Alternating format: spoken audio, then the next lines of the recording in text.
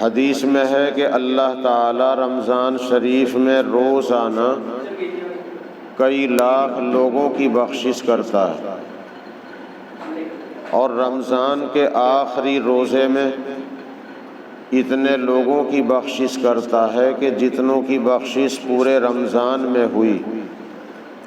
پھر عید کی چاند رات آتی ہے، تو عید کی چاند رات کو آسمانوں میں لیلۃ الجائزہ کہا جاتا ہے۔ لیلۃ الجائزہ کے معنی ہے انعام کی رات، بدلہ دیے جانے کی رات۔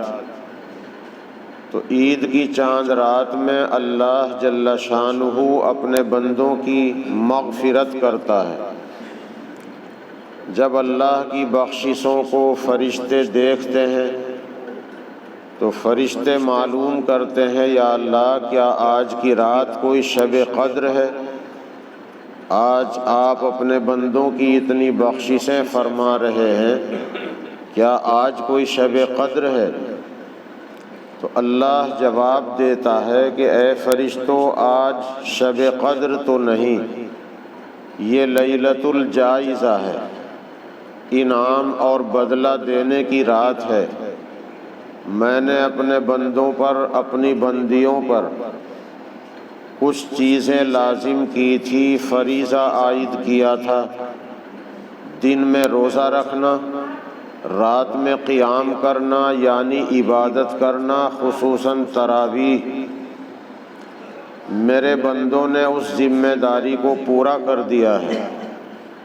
اے فرشتوں، تم ہی بتاؤ کیا بدلہ ہے ایسے مزدور کا کہ جو اپنا کام، اپنی ذمہ داری کا کام پورا انجام دے دے۔ تو فرشتے کہتے ہیں، یا اللہ اس کا بدلہ تو یہ ہے کہ اس کی مزدوری اور اس کی اجرت، اس کا انعام پورا کا پورا دے دیا جائے۔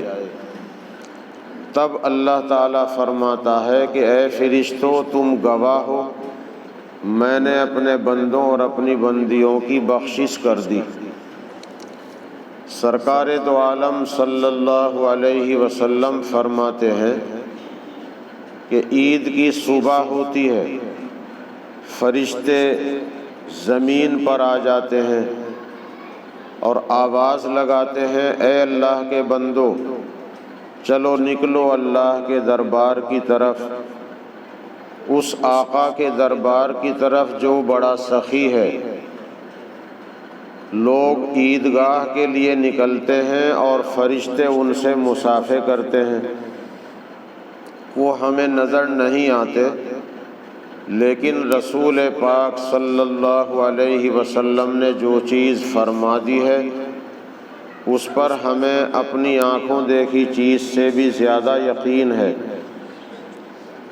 لوگ عیدگاہ کے میدان میں جمع ہوتے ہیں تو اللہ جل شانہ اپنے بندوں کی طرف متوجہ ہوتا ہے اور یہ کہتا ہے، اے میرے بندو، میری عزت، میرے جلال، میری بڑائی کی قسم، مانگو، جو کچھ اپنی آخرت کے بارے میں سوال کرو گے میں تمہیں ضرور دوں گا، اور اگر دنیا کے بارے میں سوال کرو گے تو تمہارا نفع نقصان دیکھ کر دوں گا، کہ جو چیز تم مانگ رہے ہو اس میں تمہارا نقصان تو نہیں، اگر تمہارا نفع ہوگا تو دوں گا، اگر نقصان ہوگا تو نہیں دوں گا۔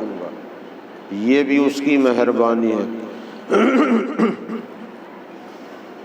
پھر اللہ تعالیٰ فرماتا ہے کہ جب تک تم میرا لحاظ رکھو گے میں تمہارا لحاظ رکھوں گا، میں تمہیں مخالف کے سامنے رسوا نہیں کروں گا۔ چنانچہ اللہ پاک اپنے بہت سے بندوں کا حساب بھی پردہ ڈال کر لے گا، پردہ پوشی کرے گا۔ اللہ پاک ہم سب کو بغیر حساب کتاب کے جنت کا داخلہ نصیب فرمائے۔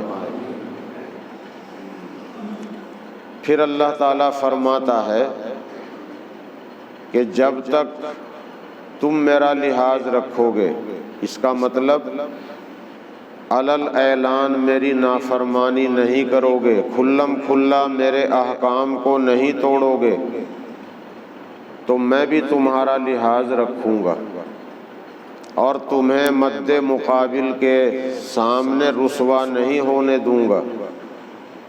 اور اب عیدگاہ کے میدان سے اپنے گھروں کو اس حال میں لوٹ جاؤ کہ جیسا کہ آج ہی اپنی ماؤں کے پیٹ سے پیدا ہوئے ہو۔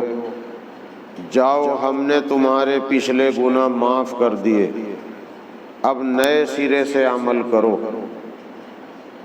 تو اتنی مہربانیاں اللہ کی رمضان میں ہوتی ہیں، اور رمضان شریف اتنی بخششیں لے کر آتا ہے کہ اگر ہم صحیح زندگی گزارنے والے ہوں تو رمضان میں اور عید کی چاند رات اور عید کے دن بغیر بخشش کے ہم نہیں رہ سکتے۔ اللہ کی مغفرت اور اس کی بخشش سے ہم محروم نہیں رہ سکتے۔ اللہ تعالی ہم سب کی مغفرت کے فیصلے فرمائے۔ پھر رسول پاک صلی اللہ علیہ وسلم نے فرمایا کہ کچھ بندے گناہگار ایسے ہوتے ہیں کہ اللہ تعالیٰ ان کی بخشش نہ عید کی چاند رات میں کرتا ہے، نہ رمضان میں، نہ پھر عید کے دن کرتا ہے، اور جب ان کی باری آتی ہے تو اللہ تعالیٰ فرما دیتا ہے کہ فرشتوں انہیں رہنے دو، جب تک یہ اپنے گناہوں سے باز نہیں آتے اور سچی توبہ نہیں کرتے تب تک ان کی بخشش کو روک دو۔ تو وہ 4 قسم کے گناہگار لکھے ہیں۔ ایک تو اپنے ماں باپ کو ستانے والا، ماں باپ کا نافرمان، ماں باپ کو دکھی رکھنے والا، اور ایک ہے بلاتکاری کرنے والا۔ جب تک توبہ نہ کر لے تو اللہ پاک مغفرت نہیں فرمائیں گے۔ جب تک اپنے ماں باپ کو راضی نہ کر لے، توبہ اللہ سے توبہ کرے، ماں باپ سے معافی اور ان کی خدمت کرنے لگے، اگر وہ انتقال کر گئے تو ان کے لیے ایصال ثواب کرتا رہے۔ اور تیسرا گناہگار فرمایا ہے نشہ کرنے والا۔ وہ نشہ چاہے کسی بھی چیز کا ہے، اسمیک ہے، بھانگ ہے، شراب ہے، بیئر ہے، نشے کی گولیاں، نشے کے انجیکشن، نشے کے کیپسول، نشہ کسی بھی شکل میں ہو، نشہ کرنے والے کی بخشش نہیں کی جائے گی جب تک توبہ نہ کر لے۔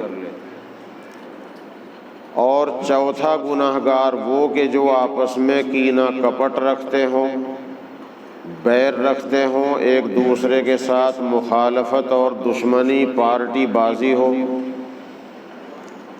ان کا معاملہ بھی پینڈنگ میں ڈال دیا جاتا ہے جب تک یہ اپنا تفرقہ، اپنا اختلاف ختم کر کے مصالحت نہ کریں تو اللہ تعالیٰ ان کی بخشش کو رکوا دیتا ہے، فرشتوں سے کہہ دیتا ہے اسے روک دو۔